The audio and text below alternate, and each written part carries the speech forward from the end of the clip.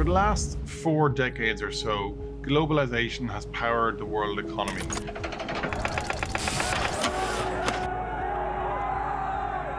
After the end of the Cold War, what really accelerated was the economic integration of big nations. As I signed the North American Free Trade Agreement into law, we are ready to compete.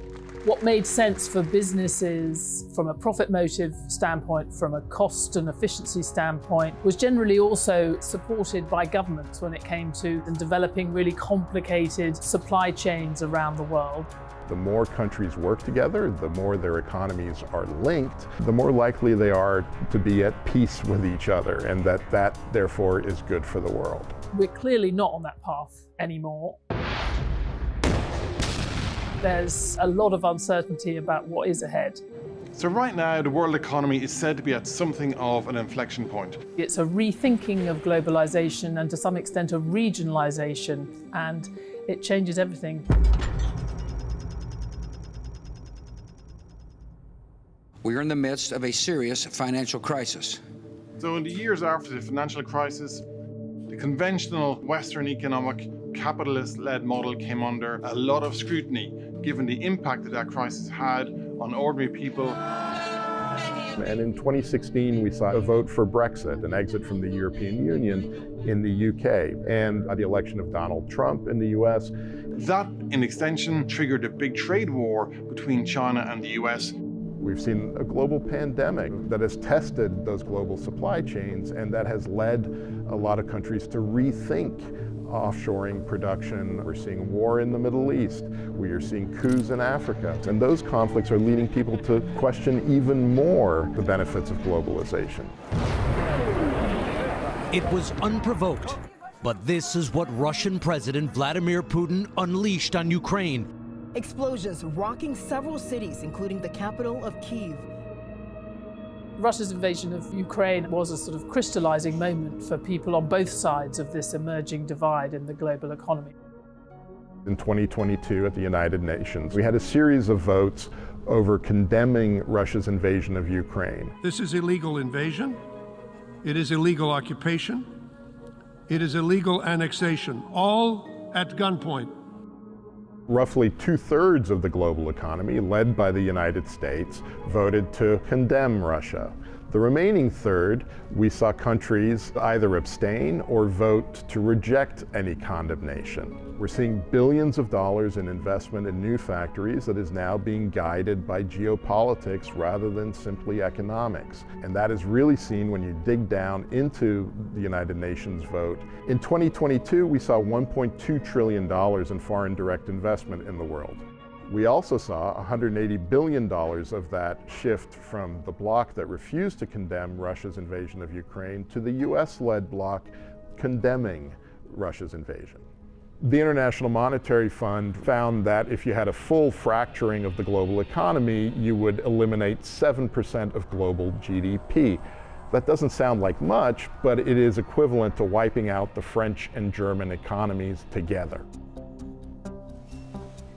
China remains, of course, the world's factory floor. It offers scale that no one else does. Sentiment towards investing there has turned quite negative in recent years.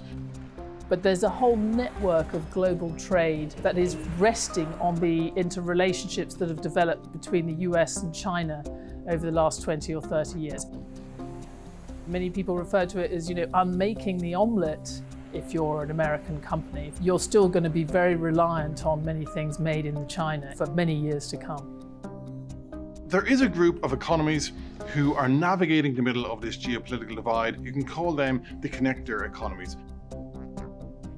They're not in the game of choosing sides. They're attracting factories from the US, factories from China, often located close by or in the same industrial park. They're importing from China, they're selling to the West, or vice versa. They can take advantage of their neutrality to get benefits from both sides in this emerging rivalry.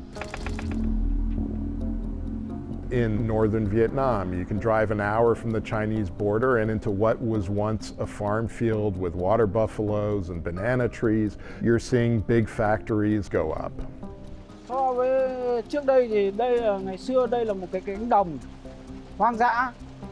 Bà con nông dân là cấy lúa, Thì bây giờ khu công nghiệp phát triển nó về đây thì đời sống bà con cũng đi lên. Over the last 5 years, we've seen exports from Vietnam to the United States double. But at the same time, we've seen imports from China into Vietnam double as well. Places like Poland are now getting huge investment from China and South Korea, and even US chip makers as they set themselves up as a link between Europe and the rest of the world. We're also seeing places like Indonesia, which has vast natural resources, bring together Ford, the US automaker, and Chinese companies and Brazilian miners to exploit nickel mines to sell into China or to sell into the United States.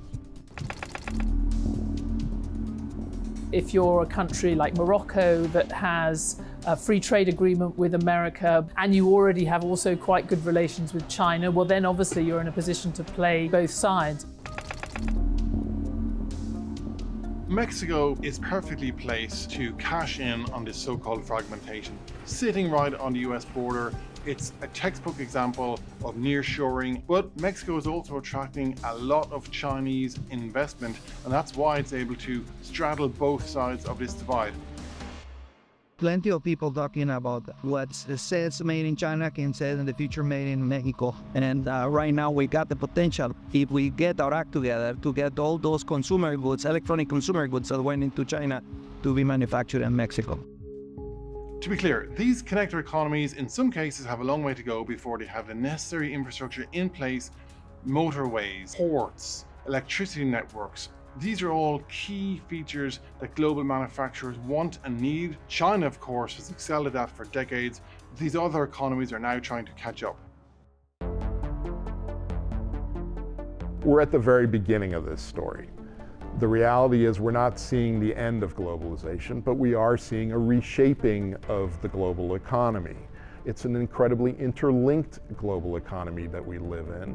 Business will continue to be done. Money will continue to flow around the world. And even though there will be tensions at a government-to-government level, companies will look for a way around those political divides. But how this happens and the direction we go in the years to come is really going to shape all of our lives.